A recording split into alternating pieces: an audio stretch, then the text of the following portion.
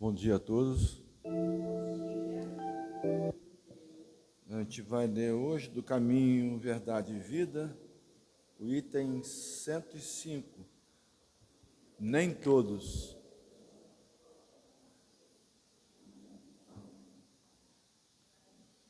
E aconteceu que quase 8 dias depois dessas palavras, tomou consigo a Pedro, a João e a Tiago e subiu ao monte a orar. Lucas 9, 28. Digna de notar-se a atitude do mestre, convidando apenas Simão e os filhos de Zebedeu para presenciarem a sublime manifestação do monte, quando Moisés e outro emissário divino estariam em contato direto com Jesus aos olhos dos discípulos. Por que não convidou os demais companheiros? Acaso Filipe ou André não teriam prazer na sublime revelação? Não era Tomé um companheiro indagador, ansioso por equações espirituais? No entanto, o mestre sabia a causa de suas decisões, e somente ele poderia dosar convenientemente as dádivas do conhecimento superior.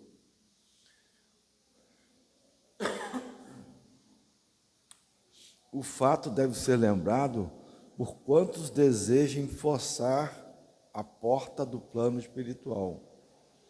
Certo, o intercâmbio com esse ou aquele núcleo de entidades do além é possível, mas nem todos estão preparados, a um só tempo, para a recepção de responsabilidades ou benefícios. Não se confia imprudentemente um aparelho de produção preciosa ao primeiro homem que surja, tomado de bons desejos. Não se atraiçoa impunemente a ordem natural. Nem todos os aprendizes e estudiosos receberão do além, num pronto, as grandes revelações.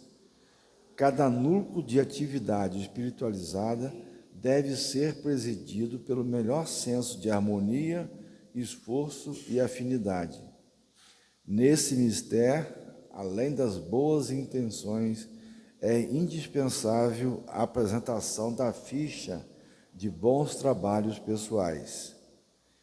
E no mundo toda a gente permanece disposta a querer isso ou aquilo, mas raríssimas criaturas se prontificam a servir e a educar-se.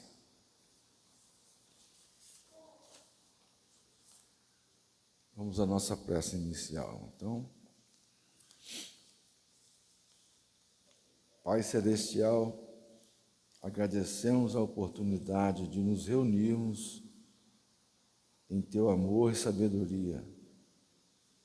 Que a luz do Evangelho ilumine nossos corações, trazendo paz e entendimento. Nos abençoe sempre, assim seja. Hoje vamos ter a Dona Zezé com a palestra Finalidade ao Bem, requisito para a evolução espiritual.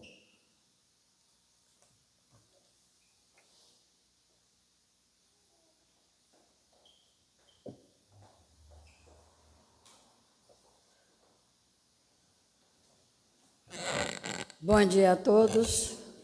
Graças a Deus o salão encheu, porque 8:55 não tinha ninguém, só desencarnados. Seria bom que eu falasse só para desencarnado, mas eu quero falar para encarnado também. Conforme vocês estão vendo aí no slide, mas antes, que Jesus nos abençoe, que possamos estar aqui num clima de paz, de muita energia e de muita vontade de estarmos aqui. O nosso slide está mostrando o tema do mês, que é a educação da família e a força da bondade do Pai. A bondade é a força da vida, usina que iluminará o reino de Deus, que haverá de ser implantado no seio da humanidade com o seu auxílio. Está lá no livro A Força da Bondade, Lúcio e o Espírito Ruiz, André Luiz, aliás, Lúcio e Ruiz são dois espíritos. Também André Luiz é outro espírito. Objetivo: refletir como funcionam com exatidão a clemência, os mecanismos da justiça divina, buscando amparar as criaturas imaturas com o manto da augusta misericórdia. Se nós não contarmos com a força da bondade do Pai, como é que ficaremos? Mas graças a Ele nós contamos com a bondade dEle. E Ele a cada dia nos proporciona uma natureza cheia de luz, muitas energias para a gente caminhar. E a bondade, conforme está sendo dito ali, a André Luiz já falou, que é a força da vida.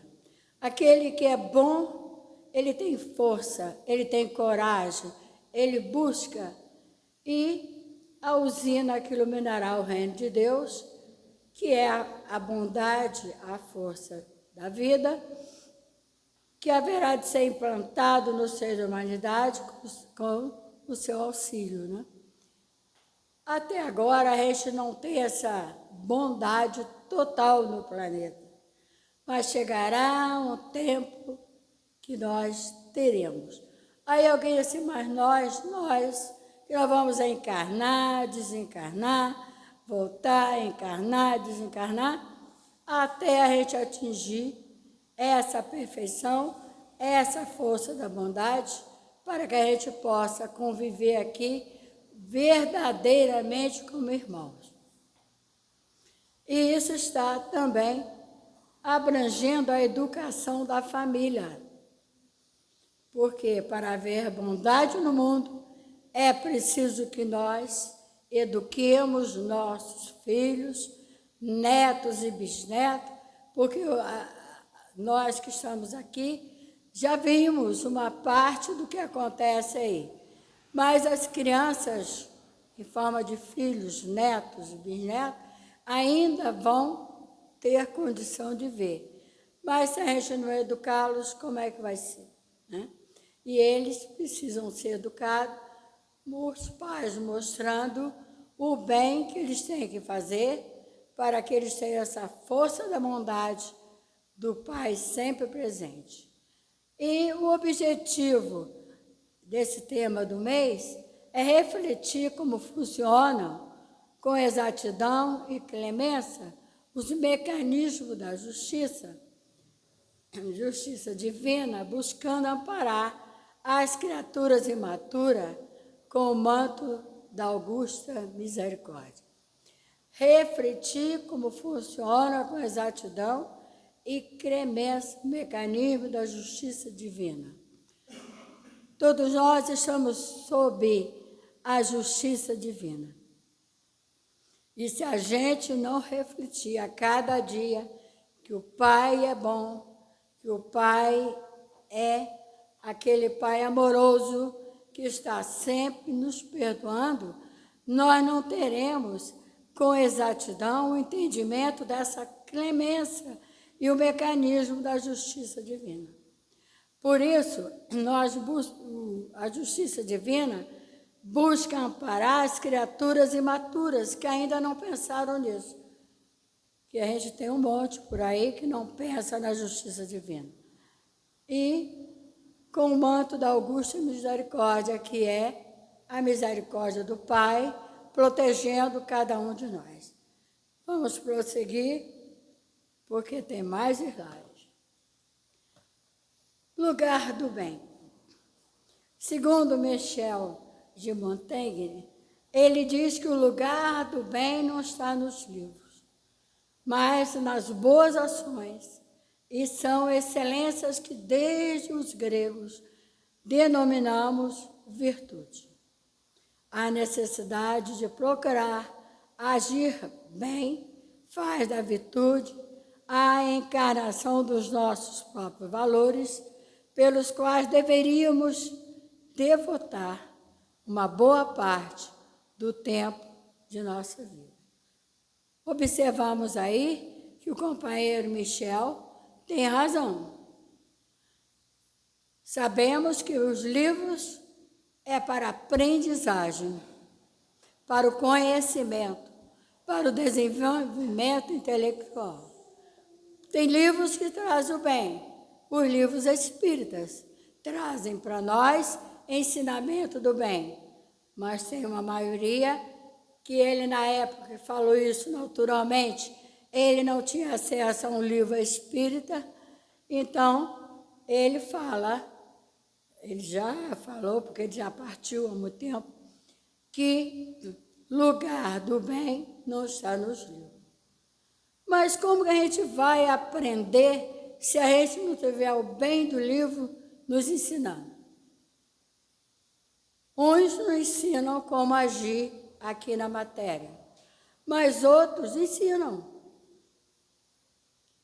Como os livros que a gente aprende desde criança, os conhecimentos da geografia, do português, da matemática, etc, etc.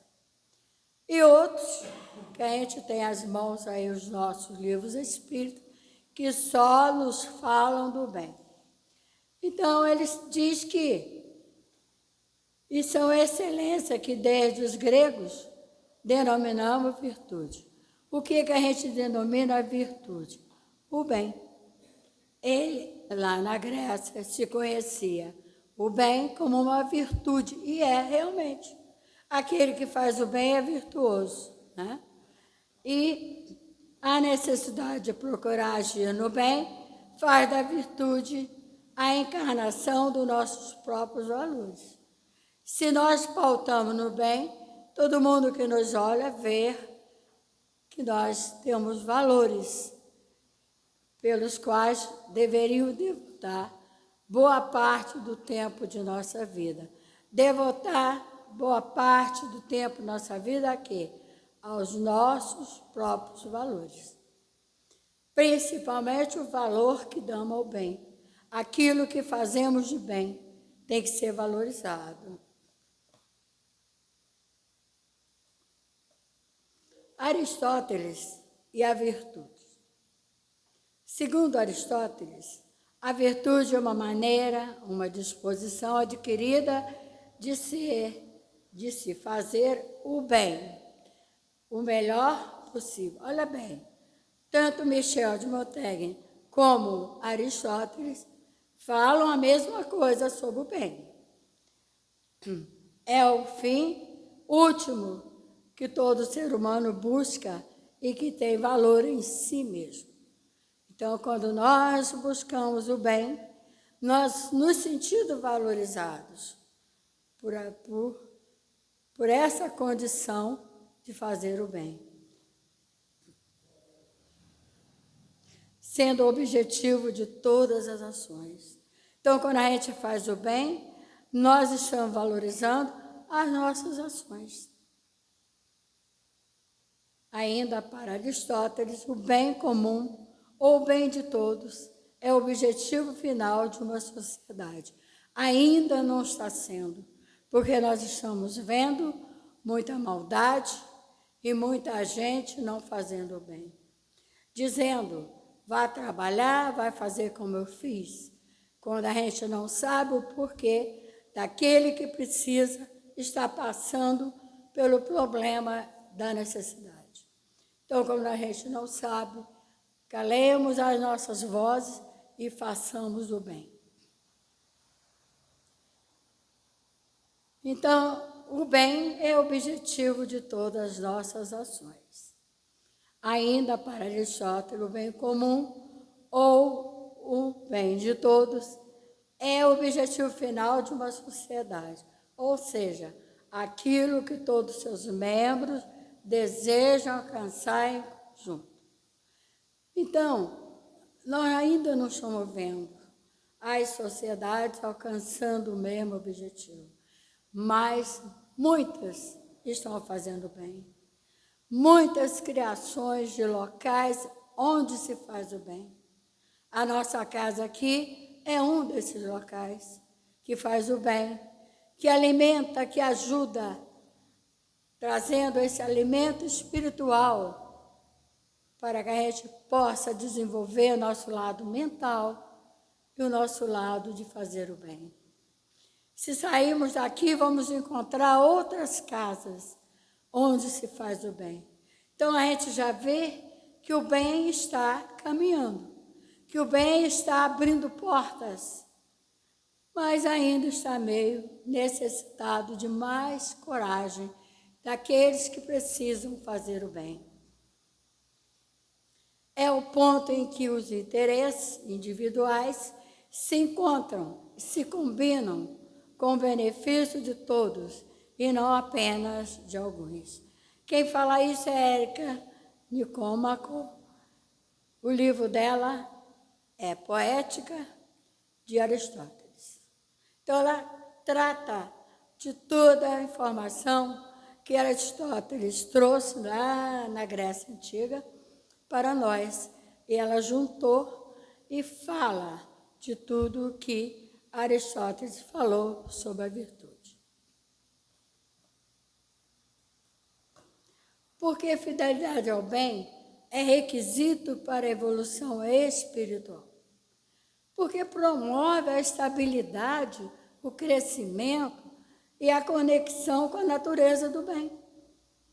A fidelidade permite que as boas ações, que as boas intenções e ações se tornem hábitos, impulsionando a transformação pessoal e o desenvolvimento de virtudes. Quem é que diz o contrário disso daí? Ninguém tem coragem, porque sabe que é aquele que não fazia o bem, que achava que o outro era malandro, tinha que trabalhar, que quando um pobre coitado batia a porta, não fazia nada, mandava embora. Hoje faz, nem que seja um pão, dá. E vê que a sua vida melhorou, principalmente a sua vida intelectual, a sua vida moral, o seu lado espiritual da sua vida. Porque ele percebeu que naquele pão que ele dava, ele tinha de retorno a força divina de Deus para ele continuar. Quem aqui pode dizer o contrário? Que quando vem a esta casa trazer, nem que seja 1 quilo de açúcar, de feijão, de arroz, para nossas sacas de alimento, para nossos assistidos, não se sente bem de trazer. Todos dirão que sim. Porque é por aí. É 1 quilo de arroz hoje, 1 quilo de feijão, açúcar, café que está caro, mas alguém tirou seu dinheirinho do bolso e trouxe, nem que seja 250 gramas ou 100 gramas, já ajuda no cafezinho quente para os nossos assistidos. Então, devagar, nós vamos fazendo bem. A fidelidade ao bem é realmente requisito para o chamado da evolução espiritual. Enquanto não nos dispusermos a fazer o bem, nós não vamos atingir essa evolução espiritual. Porque Jesus mesmo falou, fazer o bem. E ainda mandou fazer o bem sem olhar a quem. A gente não pode escolher, eu só vou fazer o bem a meu vizinho, a meu familiar, a meu conhecido. Não, a todos que a gente possa ajudar. É fundamental para o crescimento espiritual e pessoal. Olha bem, a gente adquire 2 forças, pessoal e espiritual. Primeiro, deveria haver a pessoal, aqui no texto. Mas a gente sabe, primeiro vem a pessoal, e depois, com a pessoal, a gente vai entendendo que precisamos nos libertar de certas coisas para vencer a nossa espiritualidade. Quando uma pessoa se compromete a seguir sua evolução espiritual, ela se alinha com seus valores mais profundos e propósitos de vida. Ninguém nega isso. É verdade. Aquele que veio à casa espírita pela primeira vez, já saiu daqui aprendendo. Ele já não pode dizer, eu não sabia. Imagine nós que somos acostumados a estarmos aqui às quintas, aos domingos, ouvindo palestras, nos dias de estudo, nos dias de trabalho, de tarefa. Nós não podemos mais dizer que nós não sabíamos. Nós já aprendemos tudo que deveríamos aprender na questão de fazer o bem. Essa conexão não apenas fortalece a relação com o divino, mas também proporciona senso de realização e satisfação. Além disso, a fidelidade ao chamado pode inspirar outros a buscarem sua própria evolução. Tira-se essa de sua própria evolução espiritual, criando um efeito multiplicador de fé e dedicação. Olha que beleza para a gente fazer o bem.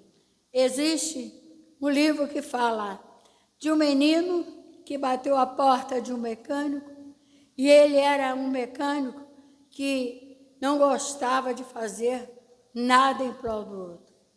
Mas o menino chegou à porta dele e ele se condoeu e buscou um pão duro de vários dias, mas o menino aceitou de bom grado.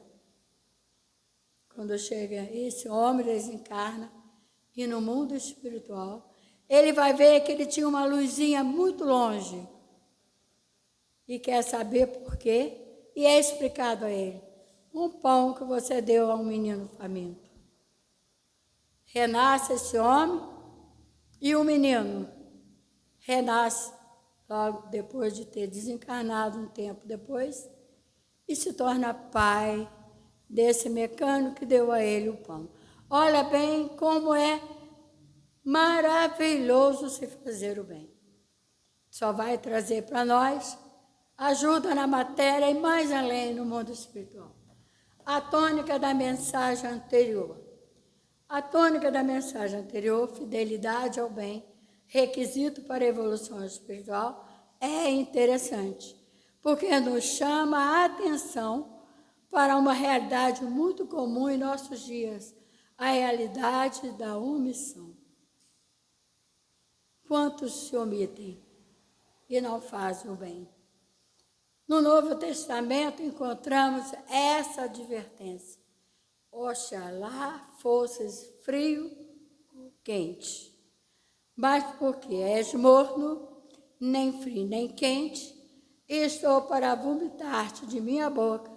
E em outro momento Jesus adverte: seja teu falar, sim, sim, não, não.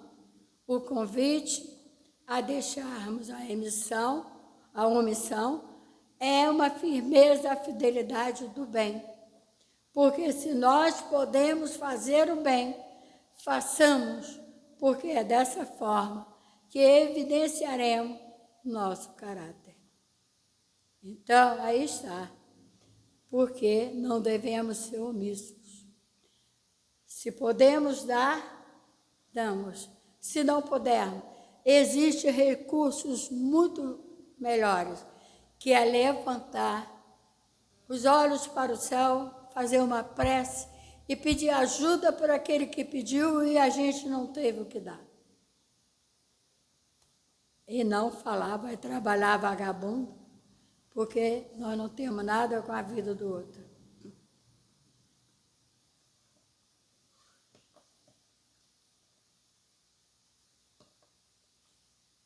O maior exemplo de omissão. Na história do cristianismo, temos um exemplo clássico de omissão, que foi Pilatos. Ele sabia que Jesus era inocente, e isso fica claro, mas apresenta Jesus ao povo e diz: o estou trazendo para fora, diante de vós, para que saibais que não encontro nele nenhum crime. Ora, se ele não encontrou nele nenhum crime, por que o estava condenando à morte? Ele foi omisso, né? No entanto, quando percebeu que seu cargo, seu prestígio diante de César e sua posição estavam em risco, entregou Jesus para ser crucificado, porque ele obedecia ao comando de César. E aí, acabou de entregar Jesus à morte. Pilatos não foi fiel à sua própria verdade. Ao contrário, também encontramos um exemplo de firmeza e fidelidade no apóstolo dos gentios, Paulo de Tarso, que mesmo sob injúrias e a pecha de louco, manteve-se fiel a Jesus até o final dos seus dias. Está lá no livro ou no CD, Momento Espírita, de autoria ignorada ao CD. Mas existe o livro Momento Espírita. Então, o que a gente observa aí? Duas situações contrárias. Um omisso diante do Cristo, não fez nada, poderia ter feito e não fez. E Paulo de Tarso não conheceu Jesus, sofreu, mas foi até o final, depois que ele conheceu Jesus na estrada de Damasco. Não voltou atrás momento algum, não foi omisso. E hoje, Paulo de Tarso está no mundo espiritual, velando por nós e agradecendo ao Pai por ele ter sido tão aparado e não ter sido omisso. Nossas verdades.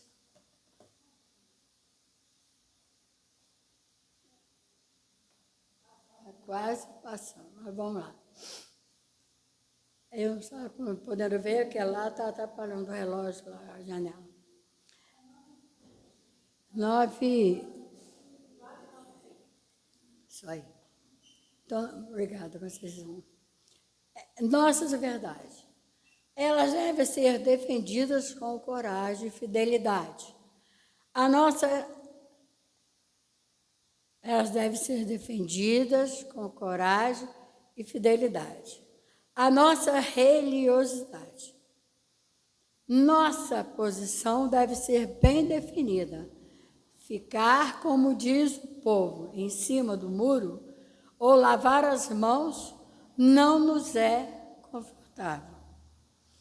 Em vários momentos do nosso dia a dia, somos convocados a assumirmos uma posição. Já falei aqui muitas vezes, vou voltar a falar. Certa vez, eu estava atarefada na cozinha e uma pessoa bateu a porta. E eu pensei assim, puxa vida, logo agora. Para mim era um vendedor, era outra situação, menos do que foi. Desci e fui lá ver. Abri o portão, era um senhor pedindo um copo de café, mas ele queria quente. E a minha mente logo trabalhou, puxa vida, além de pedir, ainda quer quente. Aí ele se explicou para mim, minha senhora, eu estou pedindo quente, bem quente, porque eu tenho tuberculose na minha garganta e não quero contaminar ninguém. Se tivesse um buraco, eu tinha entrado, não sairia mais. De tão envergonhada que eu fiquei de ter julgado o moço e não saber que aquilo ali que ele estava pedindo é para livrar alguém que tivesse o mesmo contágio e viesse a ter tuberculose. Por isso eu peço a vocês, antes de abrir o portão, não pense mal de quem está lá, não. Que não pense nada, mas também não pense mal. Seja esse nosso trabalho, seja numa reunião, em nossa casa espírita ou em nossas reuniões familiares.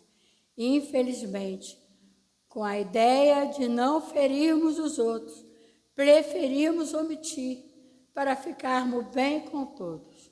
Diante, muitas vezes, da nossa omissão, lembremos de Jesus, faltou coloquem aí, quando nos alerta, mas porque és morno, nem frio, nem quente, vomitar-te-ei da minha boca. Olhem bem, ou a gente é quente, ou a gente é frio ou fria de vez. Porque se a gente tiver frieza de coração, nós seremos condenados. Não aquela condenação de levar para o fogo do inferno, que isso não existe. Condenados a nos modificar, a buscar ajuda para a gente deixar de ser morno ou frio e passar a ser quente e entender que devemos ter coragem e fidelidade à nossa religiosidade. Porque se estamos aqui buscando Jesus, não podemos negar quando saímos daqui. Temos que continuar firmes, que Jesus está sempre conosco, nos dando condição de nos tornarmos mais quentes nas nossas posições diante do bem, nosso e do outro.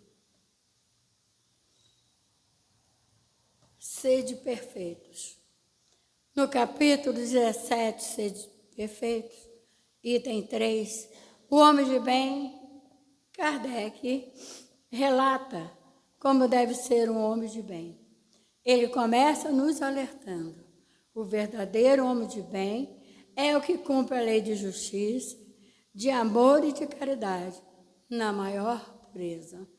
Se ele interroga a consciência sobre seus próprios atos, a si mesmo perguntará se violou essa lei, se não praticou o mal, se fez o bem que podia, se desprezou o mal, se faz do ser.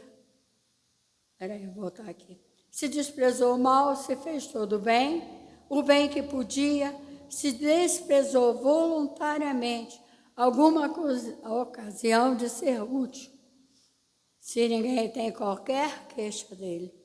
Enfim, se fez a outrem tudo o que desejara lhe fizessem. Estuda suas próprias imperfeições, trabalha incessantemente em combatê-las e, no final, Kardec afirma: não ficam assim enunciadas todas as qualidades que distinguem o homem de bem. Mas se já tivermos um início, um meio, uma finalidade aí, a gente já está no caminho do bem. Vou para outro aqui, senão eu não posso mostrar o vídeo. A fé sincera. Ainda segundo José, Espírito Protetor, no capítulo 19, a fé transporta montanhas, item 11, ele vai nos dizer que a fé, mãe da esperança e da caridade. Ele afirma que a fé é empolgante e contagiosa, comunica-se aos que não a tinham, ou mesmo não desejariam tê-la, enquanto a palavras persuasivas que vão à alma, ao passo que a fé aparente apenas usa de palavras sonoras, que deixando frio e indiferente quem as escuta. Pregai pelo exemplo da vossa fé, para a incutir nos homens. Pregai pelo exemplo das vossas obras, para lhes demonstrardes o merecimento da fé. Se somos realmente pessoas que acreditam nos ensinamentos de Jesus, temos a obrigação de pregarmos pelo exemplo de nossa fidelidade ao bem, que é requisito para a nossa evolução espiritual. E ele ainda continua nos falando, neste mesmo capítulo, no item 11, das instruções dos Espíritos, do capítulo 19, A fé transporta montanha. E aí ele chama a nossa atenção para a fé, mãe da esperança e da caridade, alertando-nos que é ela, inspiração divina. A fé desperta todos os instintos nobres que encaminham o homem para o bem, é a base da regeneração, e ele nos manda: seja mais forte a vossa fé do que o sofisma, quer dizer, ilusões de quem pensa ser verdadeiro, e a zombaria dos incrédulos. Temos, pois, a fé com o que ela contém de belo e de bom. Kardec afirmou que fé inabalável só é a que pode encarar de frente a razão em todas as épocas da humanidade. Está lá no item 7, capítulo 19, a fé transporta a montanha. E eu quero falar uma coisa para vocês. Conceição é testemunha, a Ruth me ouviu falar ontem no estudo. Eu não podia falar. Estava com a minha voz prejudicada devido a uma gripe forte. Até o olho foi prejudicado. Mas eu disse, eu vou falar. E aqui falei, graças ao bom Deus, porque pensei no bem que essa palestra ia me fazer. E aqui estou, falei, e agora eu vou mostrar para vocês um vídeo. Tinha mais, aqui, ó. Divaldo, uma pergunta aqui de Isabel. Aumenta aí. Diante da provação pela qual passou como Joana de Cusa, que mensagem para as mulheres nos traz a benfeitora Joana de Ângeles? A fidelidade à família. É indispensável reflexionarmos muito sobre a construção da família. O lar é a célula básica da sociedade. Nós vemos que se desfazem os lares, as uniões conjugais, por dar cá esta palha. O exemplo de Joana, amando Jesus na sua missão transcendente, porque o marido não cumpria com seus deveres no tálamo conjugal, Jesus lhe disse que vai e o ame como a um filho, socorra-o, porque ele morre quase na miséria. Ele, quando cai o poder de César, ele perde tudo, volta para Roma, e também ela, muito pobres. Ela vai trabalhar em funções muito humildes, conta a história. Então, é necessário que a mulher, que é muito mais forte no sentido da educação, a criança vive com a mãe desde aquele período de integração no mesmo corpo, nas emoções. Então é natural que ela renuncie mais, em benefício de si mesma, dos seres que lhe são confiados, não lhe são dados, são confiados para educar. E também para o seu processo de evolução moral e espiritual. Quando vemos essas mulheres nobres, como aquela que estudou célebre em Roma, quando as fúteis apresentaram suas joias e perguntaram-lhe: Cornélia, quais são as tuas joias? Ela abraçou os 2 filhos e disse: aqui estão as minhas joias. Foi tão importante isso, embora essas joias, uma tenha se suicidado e outra foi assassinado, mas ali perto do Coliseu tem uma estátua em memória de Cornélia, a mãe dos Gracos. Então, a mulher tem uma função superior à do homem, que é a da sensibilidade, da abnegação e, sobretudo, da fidelidade no lar.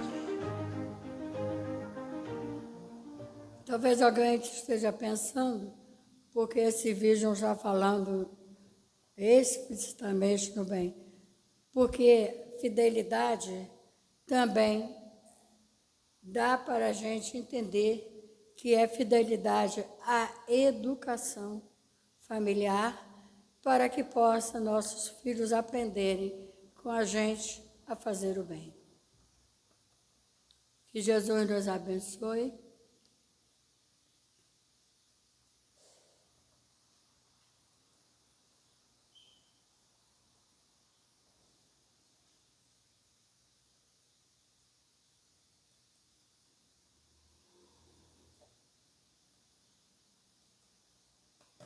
Muito obrigada. Até uma próxima.